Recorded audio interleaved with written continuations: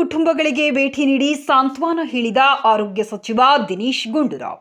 ಕೂಡ್ಲಿಗಿ ವಿಧಾನಸಭಾ ಕ್ಷೇತ್ರದ ಪಟ್ಟಣದ ಆಜಾದ್ ನಗರದ ಬಾಣಂತಿಯರಾದ ಸುಮಯ್ಯ ಬಾನು 23 ವರ್ಷ, ಗಂಡ ಅಬ್ದುಲ್ ರೆಹಮಾನ್ ಅವರು ದಿನಾಂಕ 5/12/2024 ಹಾಗೂ ಚಂದ್ರಶೇಖರಪುರ ಗ್ರಾಮದ ಮಹಾಲಕ್ಷ್ಮಿ 20 ವರ್ಷ, ಗಂಡ ಮಾರೇಶ್ ಅವರು ದಿನಾಂಕ 27/11/2024 ಆರೋಗ್ಯದಲ್ಲಿ ತೊಂದರೆಯಾಗಿದ್ದು ಬಳ್ಳಾರಿಯ ಭೀಮ್ಸ್ ಆಸ್ಪತ್ರೆಯಲ್ಲಿ ನಿಧನರಾದ ಹಿನ್ನೆಲೆಯಲ್ಲಿ ಎಚ್ಚೆತ್ತುಕೊಂಡಿರುವ ಕರ್ನಾಟಕ ಘನ ಸರ್ಕಾರದ ಆರೋಗ್ಯ ಇಲಾಖೆಯ ಸಚಿವರಾದ ದಿನೇಶ್ ಗುಂಡೂರಾವ್ ಅವರು ಹಾಗೂ ಕೂಡ್ಲಿಗಿ ವಿಧಾನಸಭಾ ಕ್ಷೇತ್ರದ ಮಾನ್ಯ ಶಾಸಕರಾದ ಡಾಕ್ಟರ್ ಶ್ರೀನಿವಾಸ್ ಎನ್ಟಿ ಅವರು ದಿನಾಂಕ 7/12/2024 ದುಃಖದಲ್ಲಿರುವ ಬಾಣಂತಿಯರ ಕುಟುಂಬಗಳಿಗೆ ಭೇಟಿ ನೀಡಿ ಸರ್ಕಾರದ ಪರವಾಗಿ ಸಾಂತ್ವನ ಹೇಳಿ ಧೈರ್ಯ ತುಂಬುವ ಕೆಲಸವನ್ನ ಮಾಡಿದರು.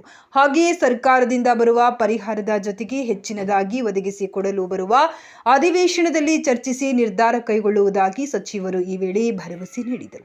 ಈ ಸಂದರ್ಭದಲ್ಲಿ ವಿಜಯನಗರ ಜಿಲ್ಲಾಧಿಕಾರಿಗಳಾದ ಎಂಎಸ್ ದಿವಾಕರ್, ಕೂಡ್ಲಿಗಿ ತಾಲೂಕಿನ ತಹಶೀಲ್ದಾರರಾದ ಎಂ ರೇಣುಕಾ, ಸಾರ್ವಜನಿಕ ತಾಲೂಕು ಆಡಳಿತ ವೈದ್ಯಾಧಿಕಾರಿಗಳಾದ ಡಾಕ್ಟರ್ ಎಸ್ ಪ್ರದೀಪ್ ಮತ್ತು ಸಿಬ್ಬಂದಿ ವರ್ಗ, ಸಿಪಿಐ ಸುರೇಶ್ ತಳವಾರ್ ಮತ್ತು ಸಿಬ್ಬಂದಿ ವರ್ಗ, ಪಟ್ಟಣ ಪಂಚಾಯಿತಿ ಆಡಳಿತ ವರ್ಗ ಮತ್ತು ಸಿಬ್ಬಂದಿಗಳು, ಪಟ್ಟಣ ಪಂಚಾಯಿತಿ ಅಧ್ಯಕ್ಷರಾದ ಶ್ರೀ ಕಾವಲಿ ಶಿವಪ್ಪ ನಾಯ್ಕ, ಉಪಾಧ್ಯಕ್ಷರಾದ ಲೀಲಾವತಿ ಕೆ ಪ್ರಭಾಕರ್, ಸರ್ವ ಸದಸ್ಯರು, ಕಾಂಗ್ರೆಸ್ ಮುಖಂಡರು ಹಾಗೂ ಸಮಾಜ ಸೇವಕರಾದ ಶ್ರೀಯುತ ತಮ್ಮಣ್ಣ, ಎನ್ಟಿ ಸ್ಥಾಯಿ ಸಮಿತಿಯ ಅಧ್ಯಕ್ಷರಾದ ಸಯ್ಯದ್ ಶುಕೂರ್ ಅವರು, ಮುಖಂಡರಾದ ಲಾಯರ್ ಬಶೀರ್, ಜಿಲಾನ್, ಮಾದಿಹಳ್ಳಿ, ನಜೀರ್, ಇನಾಯತ್, ಇಲಿಯಾಸ್, ಅಬ್ದುಲ್, ಶಫೀವುಲ್ಲಾ, ಅನಾನ್, ಶಫಿ, ರಫೀಕ್, ದಾದು, ಇಬಾದುಲ್, ಲಂಕೇಶ್, ಎರಿಸ್ವಾಮಿ, ದುರ್ಗದಾಸ್, ಕಡ್ಡಿ ಮಂಜಣ್ಣ, ಆಶಾ ಕಾರ್ಯಕರ್ತರಾದ ಸಾವಿತ್ರಿ, ಪತ್ರಕರ್ತರು, ಸ್ಥಳೀಯ ಹಿರಿಯರು ಇನ್ನು ಮುಂತಾದವರು ಉಪಸ್ಥಿತರಿದ್ದರು.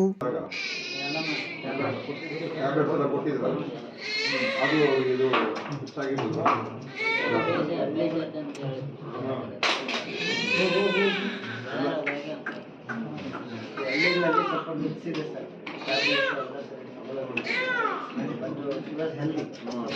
ಮಾಡ್ರೇಟ್ ಅನಿಮಿಯಾ ಮತ್ತೆ ಇಷ್ಟು ಇನ್ಫೆಕ್ಷನ್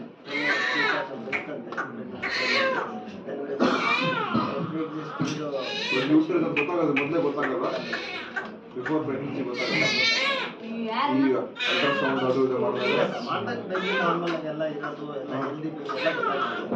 ಇಂಟ್ರೆಸ್ಟ್ ಕಾಂಟ್ರಾಕ್ಟ್ ಆಗಿಲ್ಲ, ಬ್ಲೀಡಿಂಗ್ ಸ್ಟಾರ್ಟ್ ಆದಾಗ sir post partum very own complication, very difficult, very difficult. They try there best. ಎಲ್ಲ ಐಸಿ ಶಿಫ್ಟ್ ಮಾಡಿಕೊಂಡು ಟ್ಯಾಬ್ಲೆಟ್ ಹಾಕೊಂಡು ಮಲ್ಟಿ ಆರ್ಗನಿಕ್ ಈ ಮಗು ಕೂಡ ನಾವು 50,000 ಮಾಡಿದ್ದಾರೆ. ಮತ್ತು ಸರ್ಕಾರದಿಂದಲೂ ಮಾಡಿದ್ದಾರೆ. ಜಮೀರನ್ನರು ಕೂಡ ವೈಯಕ್ತಿಕವಾಗಿ ಬಂದು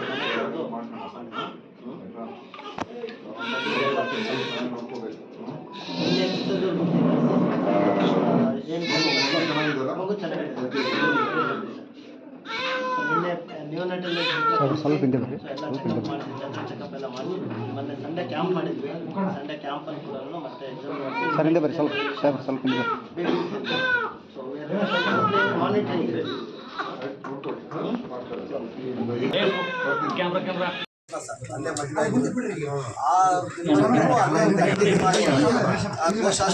ತೋರಿಸಿರೋದು ಅವರು ಕೂಡ ಕಂಟಿನ್ಯೂ ಆಗಿ ಪ್ರೆಗ್ನೆಂಟ್ ಇದ್ದಾಗಲಿ ಸ್ವಲ್ಪ ತಿಂಗಳ ಅಲ್ಲೇ ಚೆಕ್ ಮಾಡಿಸಿದ್ದಾರೆ ಸರ್. ಅವರು ಮೊದಲು ಸಿಜೇರಿಯನ್ ಸರ್, ಯಾಕೆ ನಾರ್ಮಲ್ ಆಗಿ ಮಾಡ್ಸಕ್ಕಾಗಲಿಲ್ಲ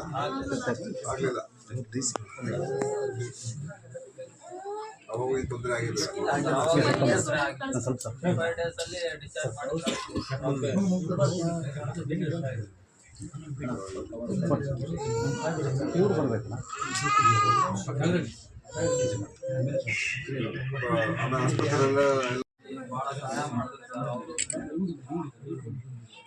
ನಮ್ಗೆ ಹೇಳ್ತಾ ಇದ್ರು ರೆಗ್ಯುಲರ್ ಚೆಕ್ಅಪ್ ಮಾಡ್ತಾ ಇದೆ, ಇಂಪ್ರೂವ್ ಆಗ್ತಾ ಇದೆ, ವೆಂಟಿಲೇಟರ್ ಹೊರಗೆ ಬಂದ್ರು ಅಂತ ಹೇಳಿದ್ರು,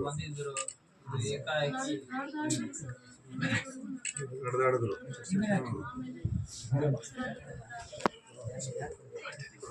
ಯಾಕೆ ಡೈಲಿ ಡಯಾಲಿಸಿಸ್ ಹೀಗಾಗಿ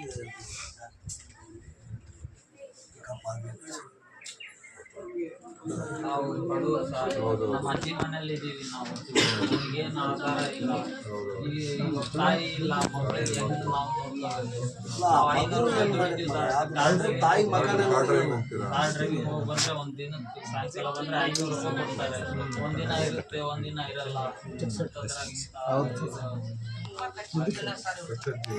ಅದಕ್ಕೋಸ್ಕರ ಈಗ ನಾನು ಹೇಳಿದ್ದೀನಿ, ಇನ್ನು ಈ ರಾಜ್ಯದಲ್ಲಿ 327 ಜನ ಈ ವರ್ಷ ಮೃತಪಟ್ಟಿದ್ದಾರೆ. ಅದನ್ನು ಕೂಡ ಪ್ರತಿಯೊಂದು ವಿಚಾರಣೆ ಮಾಡಿ ಅಂತ ಹೇಳಿ, ಯಾಕಾಯಿತು, ಹೇಗಾಯಿತು, ಅದಕ್ಕೆ ಕಾರಣ ಏನು, ನಿಜವಾದಂಥ ಕಾರಣ ಇದೆಯಾ, ವೈದ್ಯಕೀಯ ಕಾರಣಗಳಿದೆಯಾ, ಬೇರೆ ಏನಾದರೂ ಲೋಪ, ಅದನ್ನು ಕೂಡ ಆಡಿಟ್ ಮಾಡಿ ಅಂತ ನಾನೀಗ ಅಧಿಕೃತವಾಗಿ ಹೇಳಿದ್ದೀನಿ. ಸೊ ನಮಗೆ ವಿಷಯ ತಿಳ್ಕೊಂಡು ಸರಿಪಡಿಸುವಂಥ ಕ್ರಮಗಳು ಅದು ಮುಖ್ಯ, ಅದನ್ನು ಮಾಡ್ತಕ್ಕಂಥದ್ದಕ್ಕೆ ನಾವು ಮಾಡ್ತೀವಿ.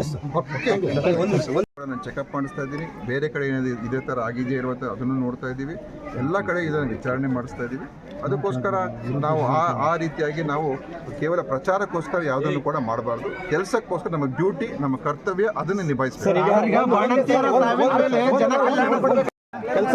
ನಾನು ಸುಮ್ಮನೆ ಹೇಳೋಕ್ಕಾಗೋದಿಲ್ಲ, ತಿಳ್ಕೊಂಡು, ಯಾಕೆಂತ ಹೇಳಿದ್ರೆ ಲೋಪ ಎಲ್ಲಾಗಿದೆ, ದೋಷ ಎಲ್ಲಾಗಿದೆ, ತಪ್ಪೆಲ್ಲಾಗಿದೆ, ಏನು ಸರಿಪಡಿಸ್ಬೇಕು ಅದೆಲ್ಲ ನಾವು ಯಾವುದನ್ನು ಕೂಡ ಮುಚ್ಚು ಮರೆ ಮಾಡುವಂಥ ಪ್ರಶ್ನೆನೇ ಬರೋದಿಲ್ಲ. ಎಲ್ಲವೂ ಕೂಡ ಮುಕ್ತವಾಗಿ ನಾವು ಜನರ ಮುಂದೆ ಇಡ್ತೀವಿ. ಅಧಿವೇಶನ ಕೂಡ ಚರ್ಚೆ ಆಗ್ತದೆ.